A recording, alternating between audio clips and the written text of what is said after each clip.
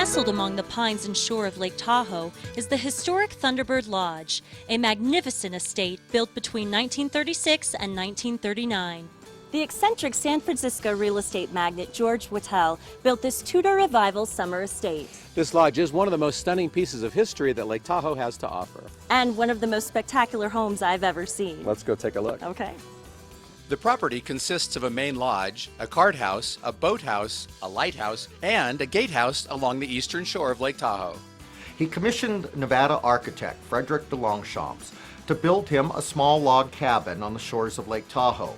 Had that original design been executed, we would have seen something more akin to the Ponderosa Ranch House of Bonanza fame rather than the Tudor Revival style mansion we see today.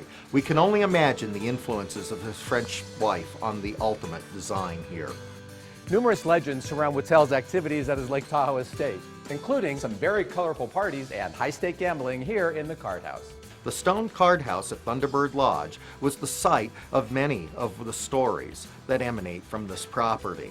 Whittell hated to lose at cards, so if the cards turned against him, rather than fold his hand, he would simply excuse himself, slip out to the powder room, and slip out the secret door behind the shower, disappearing, leaving his guests to wonder where their host had gone. In this way, he could say he never lost a game.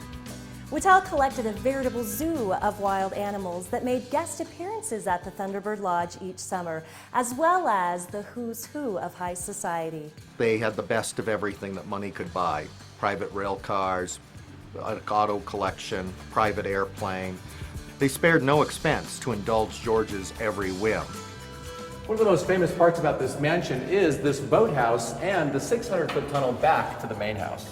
The 600-foot-long tunnel ends at the spectacular steel boathouse, home to the Queen of Lake Tahoe, the Thunderbird yacht.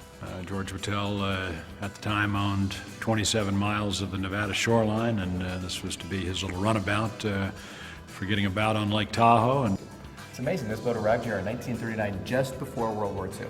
And I heard that later on, this was used by some famous people. Sinatra. A number of famous people were on this, and this actually used to be his transportation. It was easier, apparently, than driving around the lake. Though Whittell's original intention was to develop out the eastern shore, he changed his mind and kept it all private. He wanted this part of America's adventure place to remain unspoiled and accessible to the public.